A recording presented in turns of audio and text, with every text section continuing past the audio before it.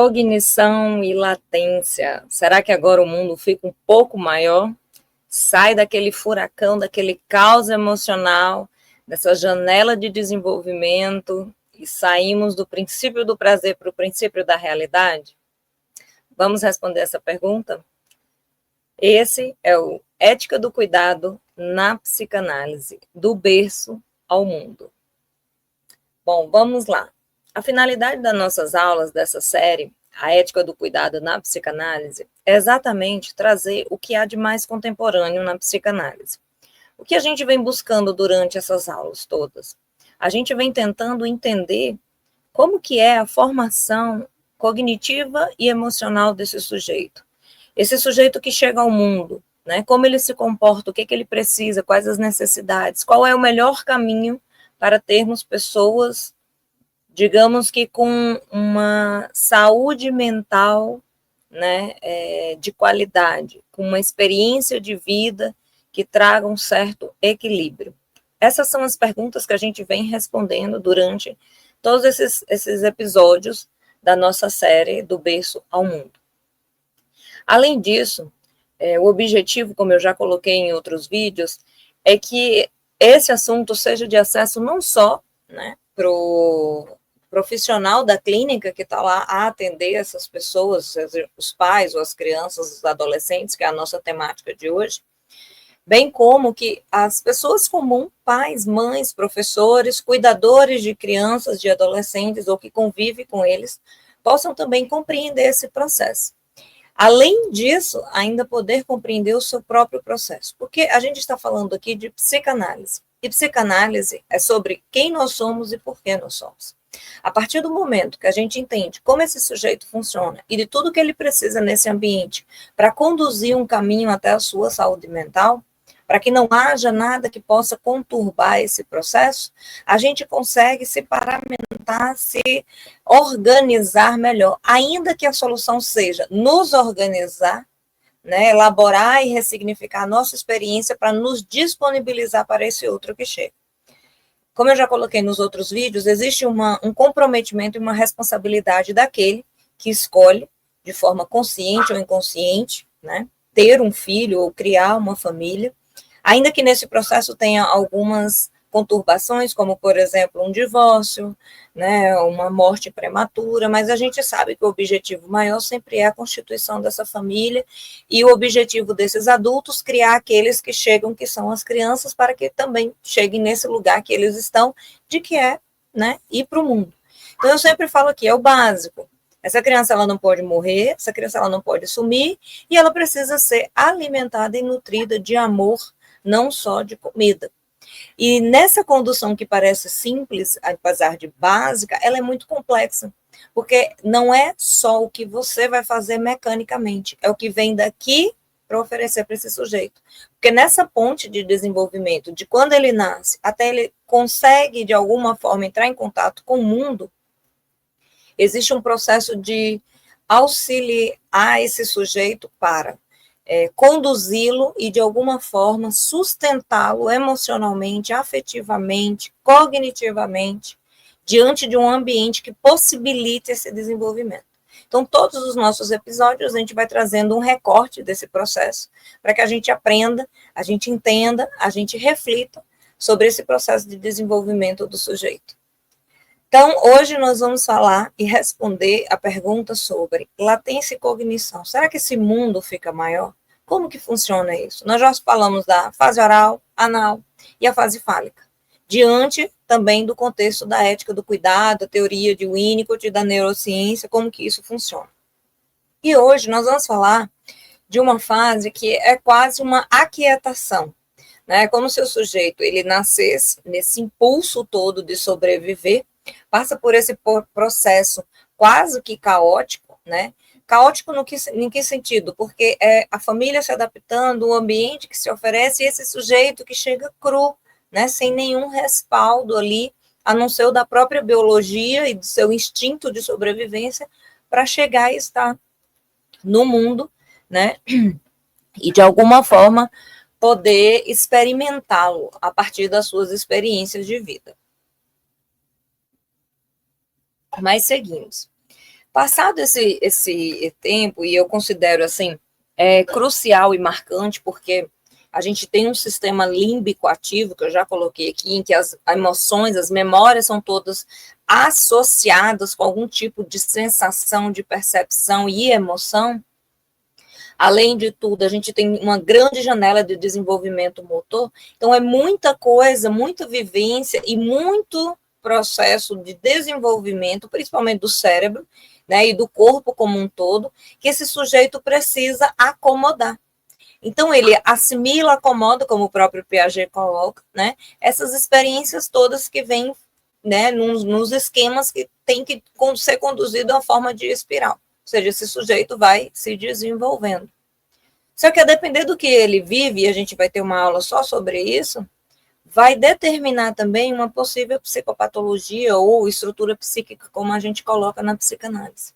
Então, o esperado é que isso seja tranquilo, ele experimente de uma forma tranquila, né, e suportável, para que ele chegue ao mundo, ou seja, chegue e saia do princípio da satisfação pura para o princípio da realidade, ou seja, entra em contato com o mundo, com a cultura, com o outro.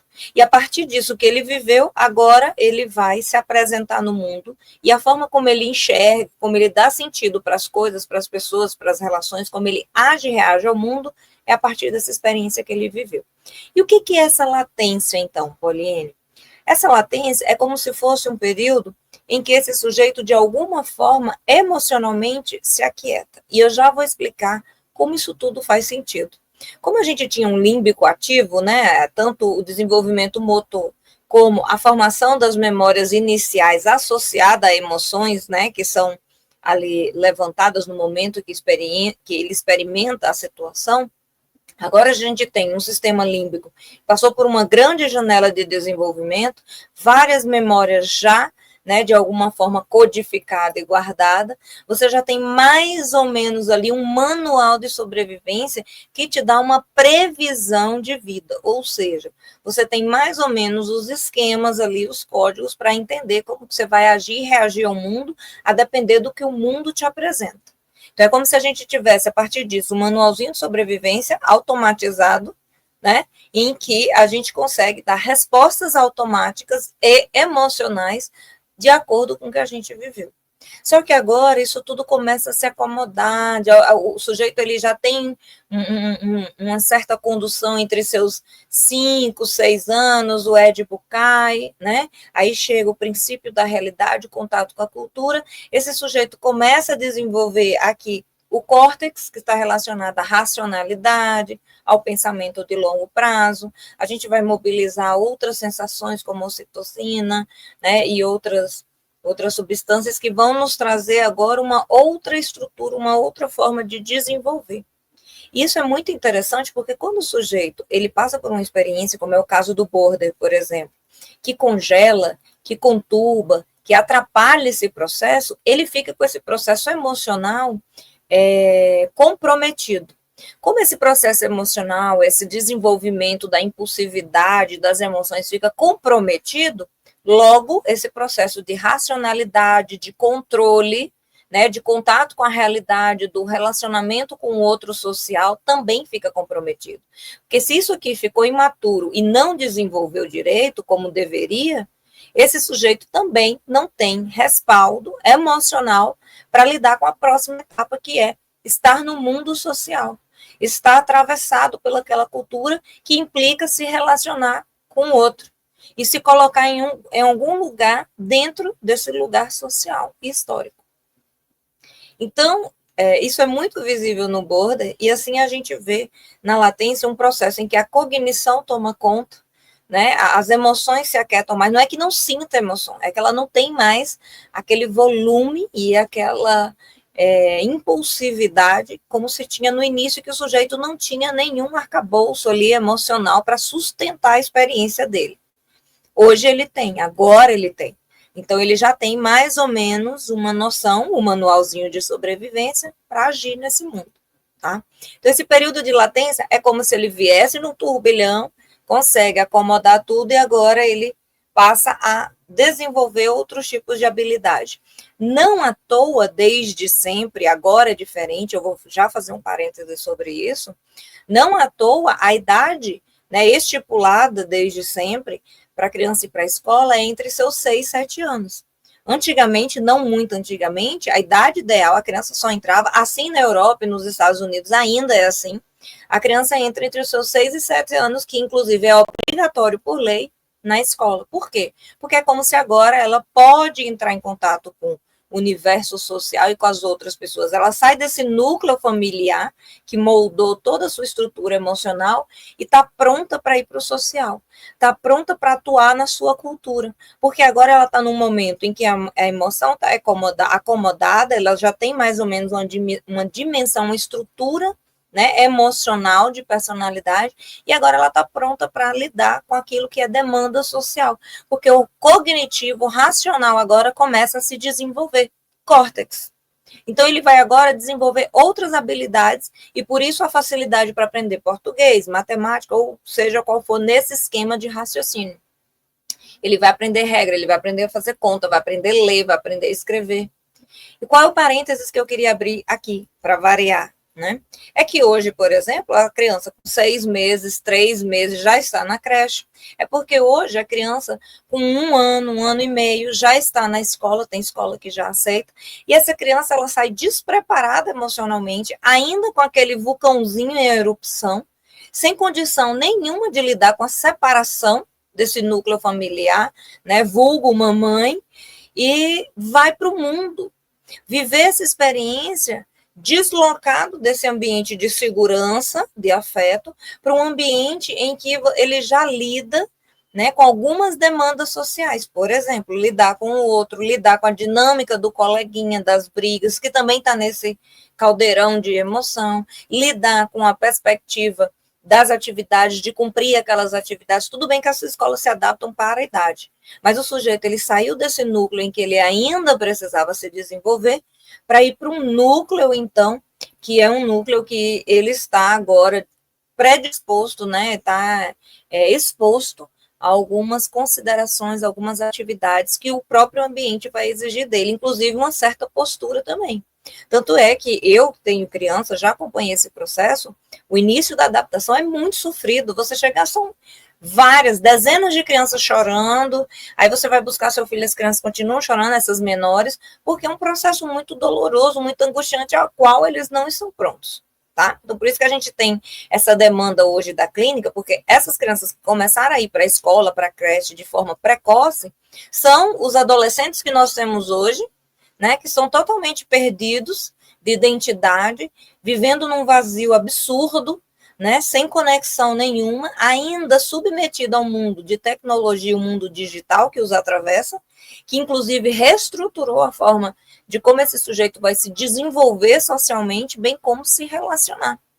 Então, junta tudo isso à questão dessa demanda de ter perdido esse lugar de segurança, de alguma forma ter saído, né, antes de estar pronto para esse social. Então, nós temos muita demanda na clínica relacionada a isso. Aquele sujeito que ficou com traço esquizoide, paranoide, muito marcado, border, então, nem se fala, narcísico. Então, a gente tem muita depressão, a reativa, tanto a reativa como a crônica, a distímica. Então, a gente tem, que é a melancolia na psicanálise para nós. Então, a gente tem aí um monte de sujeito imaturo, que não conseguiu elaborar essa experiência da forma adequada para vir para o mundo. Eles vieram de uma forma ainda muito imatura emocionalmente. E aí a gente tem as várias consequências, a clínica psicanalítica de hoje, que é o mal-estar que a gente analisa e reflete. Mas vamos lá. Dito o que é essa fase de latência, que é essa acomodação entre seus 6 e 11 anos. Por quê? Porque nos 11 lá volta de novo esse turbilhão. Porque é quando começa a puberdade, volta de novo essa busca de reorganizar-se, é um outro período de reorganização emocional, porque o sujeito vai para um outro lugar na sociedade, com outras demandas também. Tem a afloração de toda a mudança corporal que esse sujeito está passando da fase infantil para a fase adulta, então é um processo também não só biológico como psíquico, mas não é o nosso tema só do próximo vídeo. Aqui na latência, esse sujeito está em pleno desenvolvimento cognitivo. É quando a criança aprende a base escolar, português, matemática e todo o conteúdo que vai respaldar o que vai vir mais na frente de forma mais difícil, tá? Esse sujeito tem toda a sua energia contida, né? Não quer dizer, como eu já falei, que ele não sinta emoções, mas agora tudo mais bem, né? Teoricamente, ou é o que se espera, mas bem elaborado, canalizado, e toda a energia está voltada para o pensar, para o raciocinar, para o cognitivo. E aí ele começa esse processo social, né? E o processo de aprendizagem aí escolar. Ele agora sai desse lugar, onde ele é o centro da atenção dos pais, para buscar um lugar na sociedade, que é a competição com os coleguinhas de escola, os amigos, os grupos de amigos, o se relacionar, fazer amizade, se expressar, aprender a se relacionar nesse todo social, lidar com as demandas da escola, a atividade que tem que fazer, enfim, as várias atividades que tem que ser feita, lidar com essa rotina, sai, vai para a escola, volta, vem para casa, tem atividade, tarefa, que é uma questão da nossa cultura, né? Assim, um recorte da nossa cultura. Então, ele entra num outro ritmo de desenvolvimento agora, muito mais voltado para fora, lidando com o princípio da realidade do que com o princípio do prazer.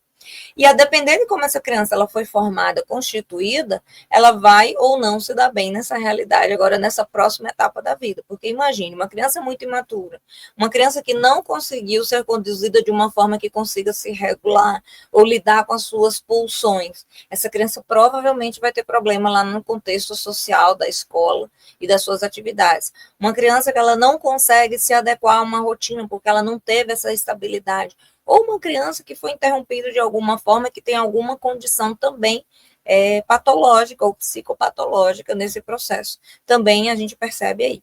E aí a gente tem um ponto importante. O turbilhão de diagnóstico dessas crianças que estão na escola, que já chegam e, TDAH, é autismo, é isso, é aquilo. Por quê?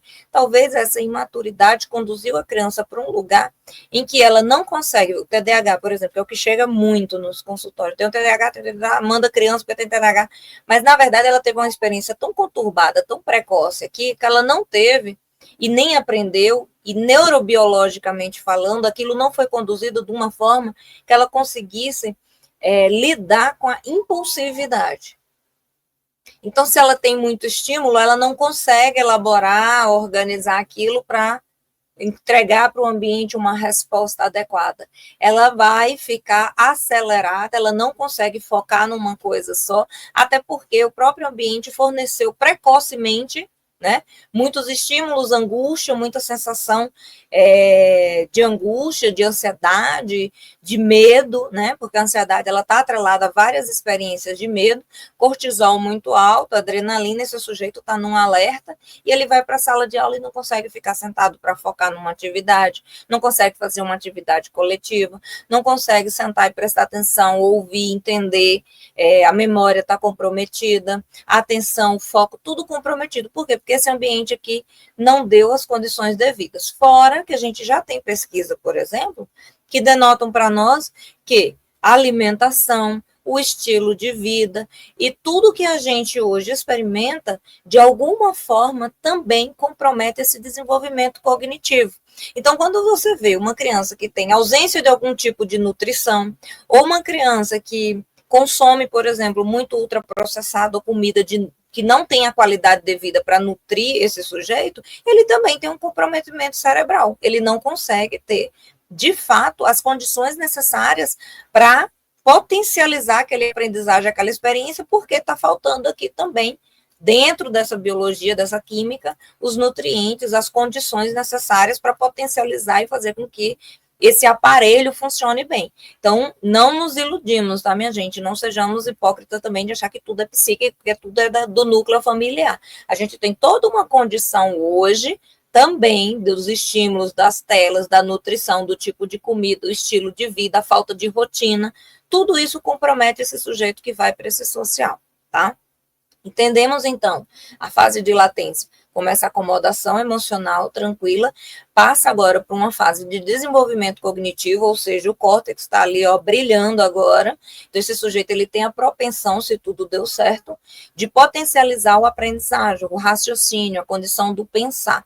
né? E por isso ele está na escola, no ambiente não só de aprendizagem, mas um ambiente também que vai trazer para ele agora experiências sociais e o contato com a própria cultura, tá? Aí a gente segue aqui, cognição e simbolização. Cognição, como eu trouxe para vocês, é essa estrutura, eu gosto muito do Piaget, que fala muito disso, dessa questão, por exemplo, a criança começa a pensar de forma mais lógica. Então, quem tiver interesse, dá uma lidinha no Piaget, a teoria dele é muito interessante nesse processo de desenvolvimento. Cada fase, a criança ela tem habilidades a ser conquistada cognitivamente.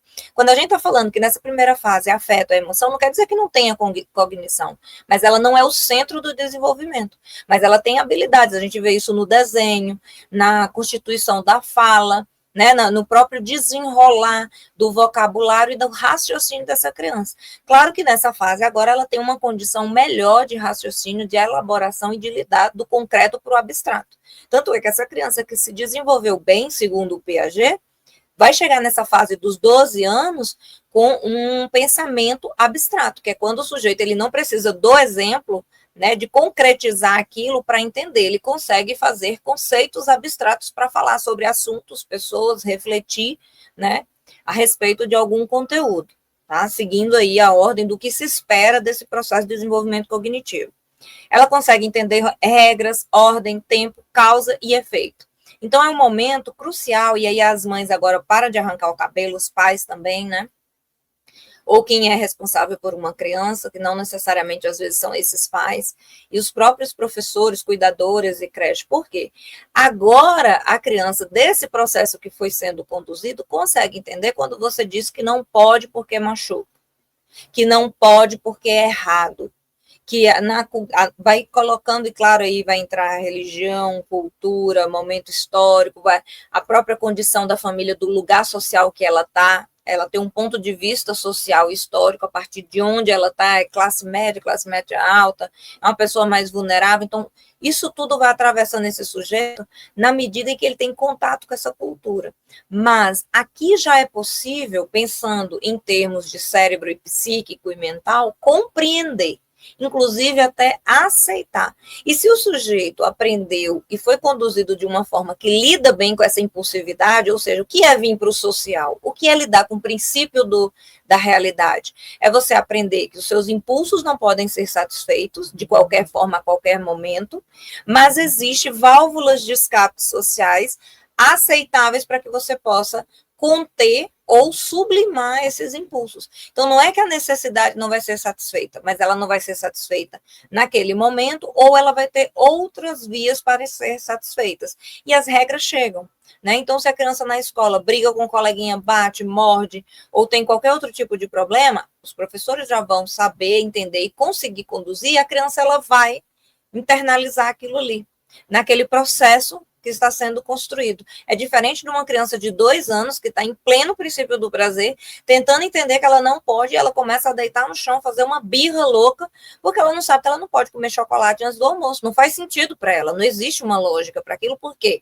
Porque a cognição e a emoção ainda não dá conta de fazer essa elaboração. E por isso que a gente tem tantos traumas, tantas fissuras no nosso processo de desenvolvimento. Porque uma criança que começa a fazer birra, o que é que os pais fazem? E não estou falando de educação positiva aqui não, gente, olhar no olho, abaixar aquela coisa toda não. É importante sim, é importante o sujeito sentir a firmeza dos pais, ou seja, esses pais têm que saber o que eles estão fazendo. Longe de mim ser a favor de castigo físico, não, nunca, jamais, não resolve. Não existe nenhuma pesquisa que aponte isso como respaldo para a educação ou de um resultado positivo a partir disso. Sei que o povo vai enlouquecer aqui agora, mas existe sim uma postura firme. Inclusive, às vezes, a mãe, o pai, estressado com o trabalho, pode até perder um pouco ali o controle, falar mais alto e tal, mas existem formas de conduzir isso. Mas o que a pessoa precisa sentir? A criança, o sujeito, o adolescente, a firmeza de você, como autoridade, sabe o que está fazendo, qual é o seu papel e qual é o papel desse outro sujeito. Hoje, esses pais que chegam na clínica chegam desesperados porque eles têm medo do filho não amar, porque eles não sabem impor limites, porque eles ficam perdidos, inclusive, nessa condução do papel. E agora?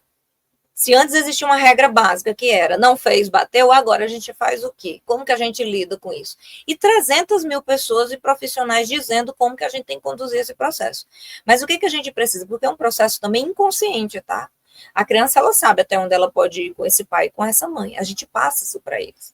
Então, essa criança, ela lê, vai conseguir elaborar as regras sociais, e existe uma forma de fazer isso. Eu vou bater de novo na questão que eu trago aqui para vocês. Rotina, essa criança tem que estar num ambiente seguro, que ela tem previsibilidade, então ela precisa, não é uma rotina rígida, mas ela tem um horário para acordar, para almoçar, para tomar banho, para fazer as atividades, para brincar, para assistir, tudo ela precisa de uma certa organização, para ter previsibilidade. Se esse sujeito tem uma previsão de como que a vida dele corre, ele se adapta melhor e se conduz melhor nessa situação.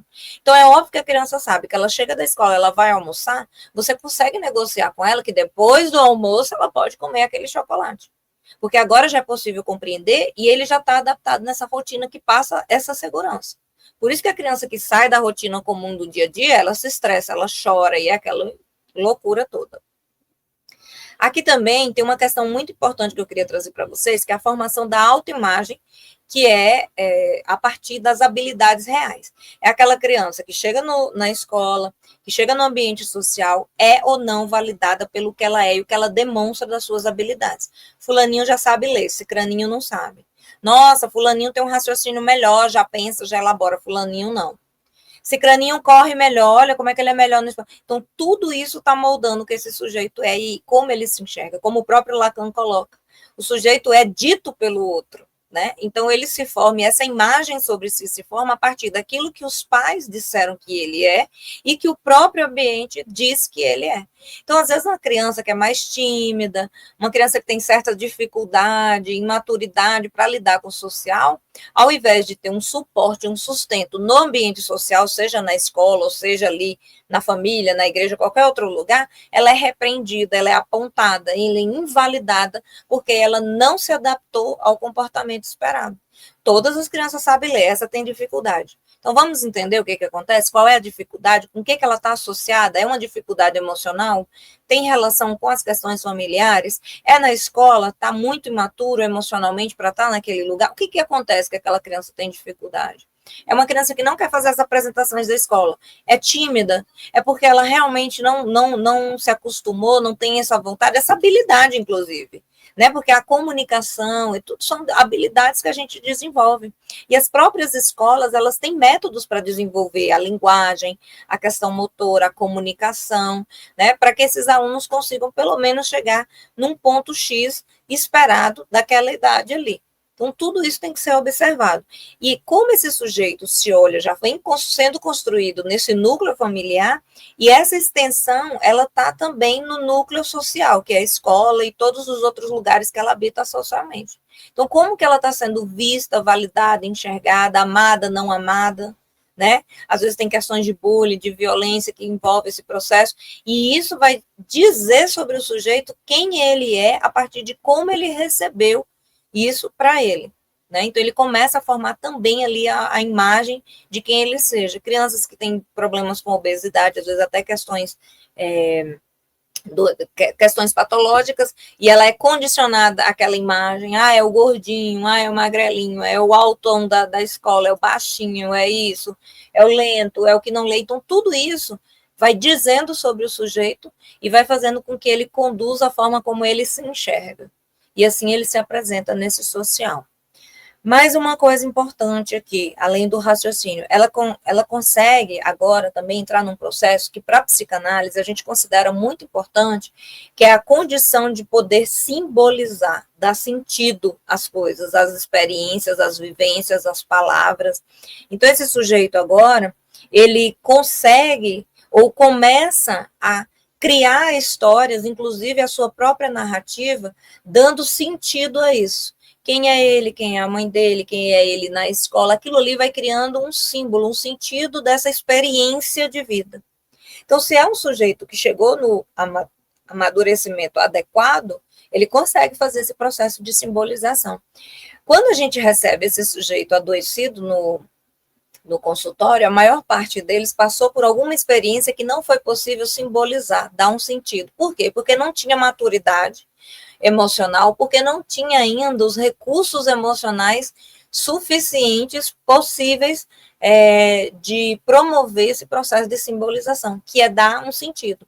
A gente vê isso muito na violência sexual, nos abusos que a gente encontra. A criança ela não entende aquela experiência, o que aconteceu ali, mas é impactante, cria um certo impacto ali, porque não faz parte do rol do que ela espera, e ela não consegue dar um sentido, não consegue simbolizar, e aquilo ali vai ficar latejando pro resto da vida, que é o trauma que traz a criança, talvez, o adulto lá na frente para a clínica da psicanálise. Por quê? Porque ele viveu algo que está retornando, olha, o retorno do recalcado, porque ele simplesmente não conseguiu acomodar aquilo, dar nome para aquilo. E para lidar com aquilo que está ali pulsante ainda, ele usa alguns mecanismos de defesa. Esse mecanismo, uma hora falha, não consegue sustentar e ele vai para a clínica. Porque ele precisa resolver aquilo que está incomodando, que está trazendo ele para um lugar de sofrimento. Tá? Então, nessa idade ali da latência também, é um processo cognitivo em que o sujeito consegue dar sentido, simbolizar a situação. Capacidade de representar coisas no mundo interior com palavras, desenhos, jogos e histórias. Por isso também é muito importante começar a nomear o que esse sujeito experimenta. Eu vejo muitas pessoas chegar na clínica, ai que angústia, eu tô com uma sensação ruim. Que sensação? Medo? Raiva? Que sensação é essa? Então, às vezes, a criança está lá fazendo uma baita de uma birra, está angustiada, sei lá, porque está com medo de ir para a escola, não quer ir, se sentiu ameaçado por um colega, brigou com um colega, e os pais não conseguem acolher essa criança, entender e ajudá-lo, né, a dar nome para aquilo que ele está sentindo. Então, nessa fase, a criança, você está com raiva, você está com medo porque você está se sentindo ameaçado, está com medo de perder porque a mãe vai viajar muito tempo, e aí não sabe lidar com essa ausência. A criança ela começa a dar sentido para essas experiências. Foi numa baita férias de família, foi bacana, foi muito feliz, foi muito bom, foi uma experiência boa. As pessoas começam a dar nome, né, sentido, símbolo para aquilo que ela está experimentando na vida. Né? Conta histórias, a própria narrativa no centro do ego começa a ser criada, quem ele é no mundo, né? A família que ele faz parte, o que ele vivencia, como ele vivencia, quem é o melhor amigo, quem é o tio preferido e por aí vai. Isso ajuda a criança a expressar sentimentos e aprender de uma forma mais profunda. Gente, parece lindo, maravilhoso, mas é muito difícil, é complexo e precisa de um adulto amadurecido também e consciente para conduzir esse sujeito. Porque o objetivo maior dos pais é o quê? Ensinar esse sujeito, assim como você aprendeu, a viver, a ir para o mundo, ser independente, ter autonomia e também seguir o mesmo que você seguiu, formar ou não família, mas se um dia ficasse responsável por alguém, também fazer esse mesmo percurso. O único e exclusivo papel dos pais é, nesse primeiro momento, sustentar, acolher para que essa criança sobreviva e depois ensiná-la dentro da sua cultura, da sua religião, da sua forma de enxergar, da sua experiência, ensiná-la a ir para o mundo e sobreviver e ter autonomia. O que também não está acontecendo hoje em dia. Né? A gente chega muito na clínica, os pais extremamente dependentes, angustiados, perdidos na sua função e no seu papel, prendendo essa criança ao máximo, porque ela precisa dessa criança para dar sentido para a existência dela. Às vezes está com um casamento conturbado e o filho é que dá sentido, é que faz com que ainda haja energia para continuar vivendo. Às vezes o filho veio como algo que foi a salvação para a vida daquela pessoa que não via mais sentido em nada, no trabalho, nas relações e tudo mais. E aí você prende esse sujeito, cria uma dependência, quase uma simbiose, e não permite que esse sujeito floresça, vá, né, tenha autonomia. Então é muito importante esse ponto também da latência, que começa uma certa autonomia desse sujeito. É uma criança que ela já pode tomar banho sozinha, escolher as próprias roupas para sair. É uma criança que pode já começar a organizar o seu espaço no quarto, mesmo que ainda divida com outros irmãos. É uma criança que ela pode já começar a negociar com ela, nós vamos no mercado. Lembra que eu falei no outro vídeo? Às vezes você quer levar a criança para um paraíso e quer que ela se comporte como se não existisse nada na frente dela que estivesse estimulando o desejo e a vontade. Então, leva uma criança para uma loja de brinquedo e não quer que ela peça um brinquedo. Então, agora, essa criança ela já consegue entender. Nós vamos fazer isso. Você pode, por exemplo, comprar uma lembrancinha. Nós vamos no mercado e hoje a gente só vai comprar tal coisinha. Tem que conseguir agora fazer com que a criança consiga assimilar também essas regras para estar no social. Não posso sair de forma alguma no mercado com essa criança porque ela enlouquece. Como que ela vai viver na sociedade depois? Como que ela vai ter a própria vida se ela é compulsiva, ela é impetuosa, ela precisa ter acesso a tudo naquele momento, de alguma forma, né? Então, a gente ali já consegue também, olha as regras fazendo sentido. E eu gosto muito de trazer o Winnicott, porque é o momento que ele coloca, agora a criança tem a capacidade de ficar só. Ali é o momento da criatividade. Criatividade não é só a criança que consegue criar coisas inusitadas, é criar a própria vida. Você cria meios de lidar com as demandas e as situações que a vida lhe traz. E isso só é possível para um sujeito amadurecido que lança mão, né, de mecanismos e recursos emocionais sofisticados o suficiente para ir lidando. Então, o coleguinha foi lá e falou uma coisa ruim de mim. Como que eu lido com isso? A professora me repreendeu porque eu não acertei a questão. Como que eu lido com isso? Fiquei o dia todo na escola, estou cansado, chego em casa. Como que eu lido com isso? Papai e mamãe brigou, como que eu lido com isso? Então, agora, essa criança lança a mão da criatividade. O que é essa criatividade? Criar a vida. Criar a forma como ela vai experimentar a vida. E a forma mais saudável é quando esse sujeito é amadurecido e consegue lançar a mão, consegue trazer recursos, né, para lidar com as questões e com as demandas que a vida vem trazendo. Para alguns outros sujeitos, inclusive, a vida pode ser muito cruel, como uma perda precoce de um dos pais, ou qualquer situação de violência ou acidente mais grave. Como que esse sujeito vai elaborar, lidar com isso? Como que ele lida com o social, com a regra, com o professor, com tia chata, com o primo que enche a paciência, que faz bullying com ele. Então, tudo isso faz parte do rol de experiência e esse sujeito, a depender de como foi elaborado aqui atrás, vai conseguir lidar ou não com essas questões, né? E isso é muito interessante, porque o Winnicott traz essa capacidade de estar só, é de estar consigo mesmo, na sua experiência individual. E eu repito muito isso para os meus alunos na vida, até para os meus filhos. Apesar da gente ter pai, mãe, marido, esposa, irmãos, colegas, amigos, enfim, a gente está só. Só em que sentido? A experiência que você vivencia é só sua. A forma como você olha e sente as coisas é só sua. Só você pode lidar com isso. Um outro não pode chegar, intervir e resolver. Então, eu estou triste por causa de um fim de um relacionamento. Só eu vou sentir aquilo. Só eu sei a dimensão dessa dor. Um outro pode me confortar, fazer companhia, estar comigo, né? Fazer um certo acolhimento. Mas ele não vai poder resolver essa dor, ele não vai entrar ali na minha experiência e reconduzir isso de alguma forma. Então, a capacidade de estar só, essa capacidade de estar consigo, né, com as suas questões, com você, com o que você é, e como que você lida, né, com essa experiência de vida única e subjetiva. Outra coisa interessante é que ali, agora, a gente ainda não tem esse retorno do Édipo, né, que acontece porque é entre 7 e 11 anos, mais ou menos, as idades são só parâmetros. Então, a gente ainda tem aquela criança que vai brincar com todos os pares, meninos, meninas, e sem nenhuma distinção. As amizades, regras sociais, tudo isso vai chegar a questões de inveja, exclusão, lealdade, justiça, são valores que ele vai sendo submetido, né, a depender de que ambiente ele frequenta e como ele frequenta, isso tudo.